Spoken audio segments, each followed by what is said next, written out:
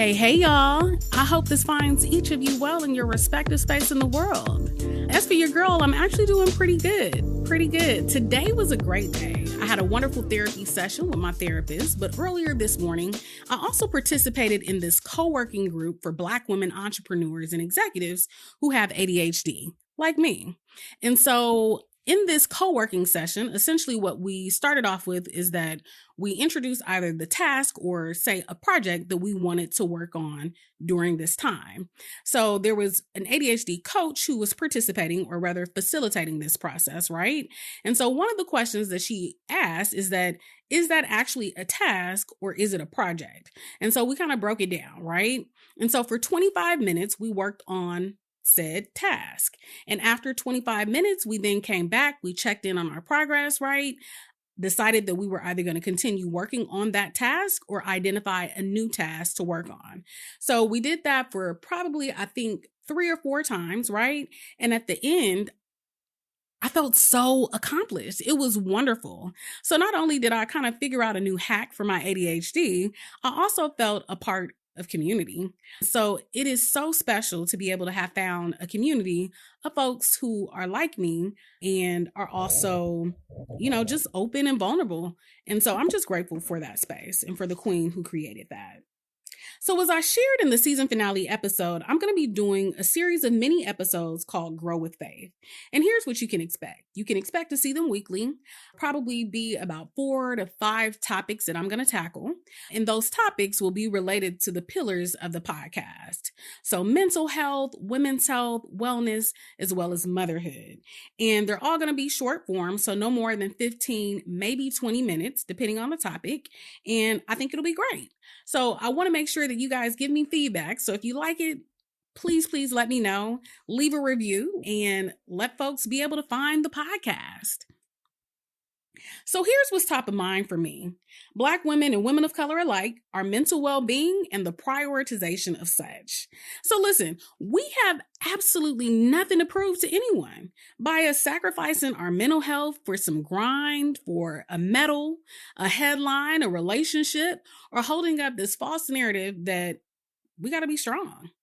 Look, being strong for me, it looks like creating space for yourself to be soft, to tune into yourself, identify what your needs are, care for yourself, create boundaries, and live life on your own terms. So Simone Biles, queen, I salute you. Naomi Osaka, I salute you as well.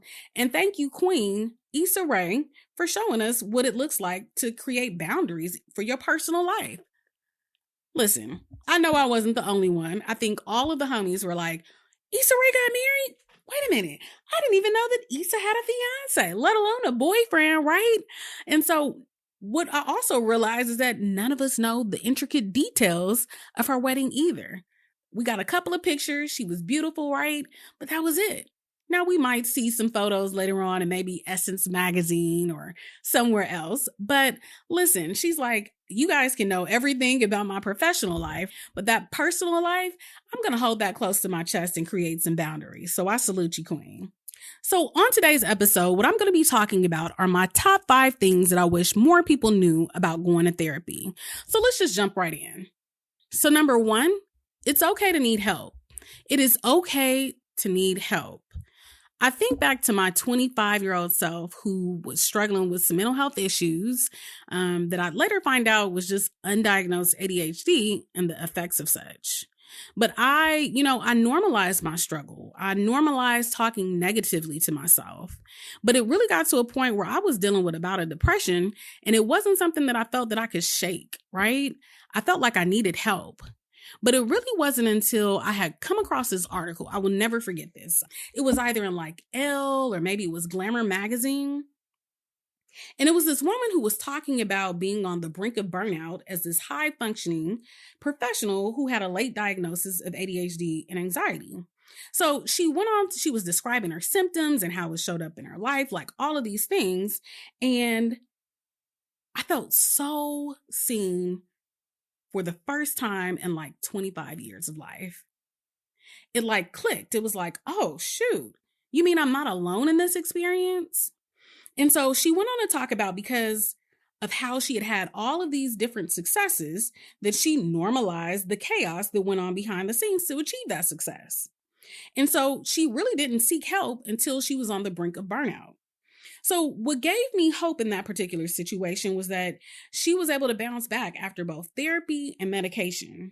But the way that she described how her experience and the transformative experience of therapy, I was just like, yo, I want some of that. And it was the sign that I needed to seek out therapy. So, literally, the very next day, I took the first step to get some therapy. I just want to pause really quickly and say that this is a perfect example of why I started this podcast.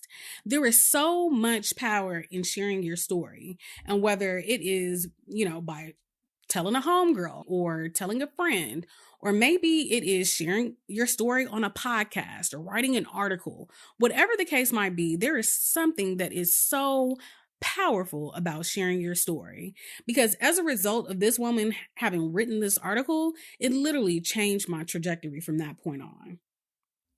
But let me tell you a little bit about what that process kind of looked like, which leads me to my second point, which is finding the right therapist can be a process. So persistence is key. So I actually started therapy or the counseling process through the employee assistance program in my then job. So through the employee assistance program, I was able to get, I think it was maybe 4 to 5 sessions, but they were set up like immediately. And which was great because it took me a while to find an actual therapist that I vibe with, and I needed support like ASAP. So the next step that I took from there was that I went to psychologytoday.com and I looked up some local therapists that were near my home. I reached out to a few, heard back, and then I had gone to this one woman who was near my home, and I literally walked out in 20 minutes, y'all. I know, I'm a little extra, I get it. But she was a hot mess. She was. I was just like, I think that she may have been going through something at the time. I don't know what, but her office was a mess. I couldn't, follow her train of thought. It was just everywhere. So I was like, I don't think that this is the right fit nor the right time. And I just kind of like tiptoed on out. She just kind of like sat there frozen, but never contacted her again. But then I went on to another provider, and I think I may have had about 2 or 3 sessions. And while they were okay, I just didn't feel like they were the one. So I went back to the drawing board and I went back to the website. And instead of putting in the zip code of where I lived, I actually put it to where I worked. And so that kind of opened up the pool of prospects. And that's where I found my first full-time therapist, Dr. Brown. And so I share all of that to say that it is a process, but with his support and my persistence, I was able to get out of that dark hole. I was able to reclaim my confidence in myself that I needed to not only apply, but also get into grad school, and with the scholarship, might I add. So from there, I was able to move to New York and make that dream happen. But I want to just point out that it's important to know that I was very intentional and very persistent. And while I knew that I needed help, I also knew that I had to find the right person to provide that for me. And I couldn't just give up the first time or the second time that it didn't work out. So I kept on pressing on. So my next point is that you don't have to be in the middle of a crisis in order to access therapy. I think that there are quite a few false assumptions about both when to access therapy as well as who should access it. One of those things being that shit either has to be hitting the fan or have hit the fan in order for you to access it. And that's not the case. So listen, at the time of recording this episode, I've officially been in therapy this go round for the last, 3.5 years. And so during this time, I fluctuated from going weekly, I've gone bi-weekly, and now I'm monthly. And the frequency that I go is based on what my needs are at the time. And it has been a godsend for sure, because my therapist has been there with me through so many of the big changes in my life. So I'm talking about everything from my fertility journey, becoming a parent, seeking a promotion, getting promoted, the loss of my father, my mental health burnout, and so much more. And now that I have so many of the tools that I need in order to better manage as well as cope with the things that life throws at me, I really look at therapy as a form of self-care maintenance. So just as I go and I get my monthly massages, I get my nails and my toes done right, I sit on my therapist's virtual couch every month for 50 minutes, and I do talk therapy. It's a no-brainer, especially since it's covered by my insurance. My nominal copay is what I spend on going out to lunch or maybe that shirt that I know that was not on my list while I was at Target. So it's worth it. I want to also give you a couple examples of some kind of like non-crises purposes or reasons to access therapy. So as I mentioned, a big change. Maybe you are moving to another state or another city.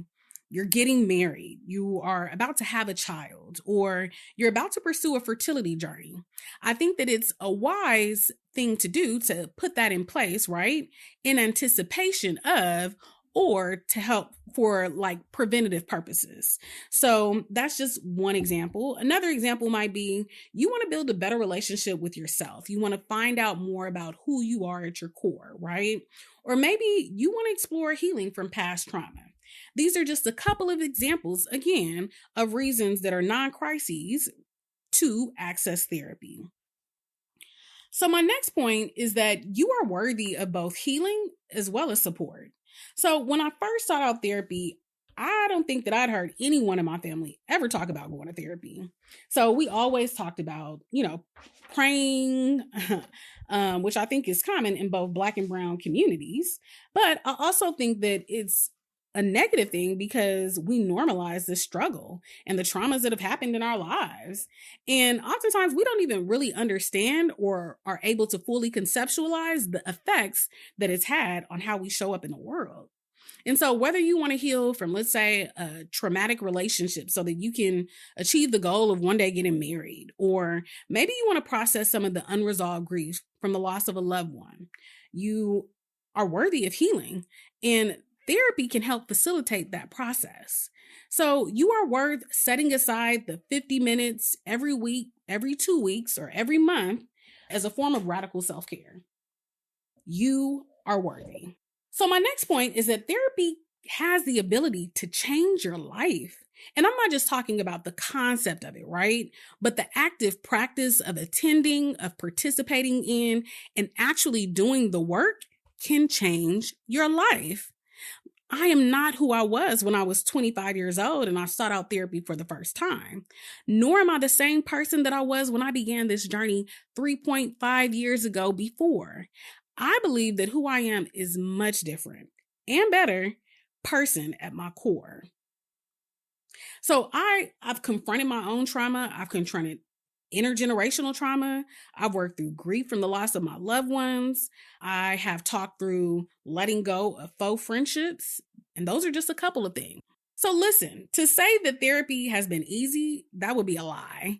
It has not been an easy process, to say the least. I have broken down in tears on many of occasions. I have felt extreme shame for the things that I've shared or admitted to. And I have felt exposed like I was like butt naked in the middle of the street. But the flip side to that, however, has been the countless number of breakthroughs that I've had, the feelings of being seen and heard, and having someone who I trust to help facilitate the process of my healing. My therapist is a godsend. Investing the time to find the right therapist, being intentional about going and showing up each time that I attend, and actively utilizing the tools that I've learned in therapy has been a game changer for me. A game changer. So I've talked about how it's okay to need help, about how finding the right therapist can be a process, how not having to be in a crisis to access it, being worthy of the support and the healing that comes along with it, and how therapy can change your life. So if you're looking for this sign to go to therapy, this is it, Queen. It's my hope that today's discussion gave some insight on the benefits of therapy, ways to use it for your benefit, and encourage someone to access it. But before I go, I want to make sure that you do a couple of things. So number one, make sure you go to the website, www.thesistarcirclepodcast.com, and sign up for our mailing list to make sure that you're one of the first folks to receive our hot off the press mental health resource guide for folks of color. Also, make sure that you check us out on social media. We're always posting some great content. One resource in particular that I want folks to check out is our guide for Black, Indigenous people of color that are in pursuit of therapy. There's some great information on how to make therapy more affordable. There's an email template that you can use to send to prospective therapists. And there's just a whole lot of other great resources. So one last tip that I actually want to provide you with is that if you need something that's a little bit more than what therapy may be able to provide you with, such as medication, one area or one way in which you can get immediate support is by contacting your primary care physician. They have the ability to prescribe medication for behavioral health issues. So if you're feeling some anxiety, if you're feeling some depression, or maybe even if you're like, I really think I might have ADHD or OCD or whatever the case might be, that could be your first step, your primary care physician. So lastly, as you all know, I'm working on season 2 interviews for the podcast. So if you or someone that you know is interested in sharing your story regarding your mental health journey in particular, I want to hear from you. There's a link in the show notes if you are interested in doing so. Well, all right, Queens, that is it for now. Be sure to tune in again next week for the second installment of the Grow with Faith series. And with that, I'm out of here like last year. Peace.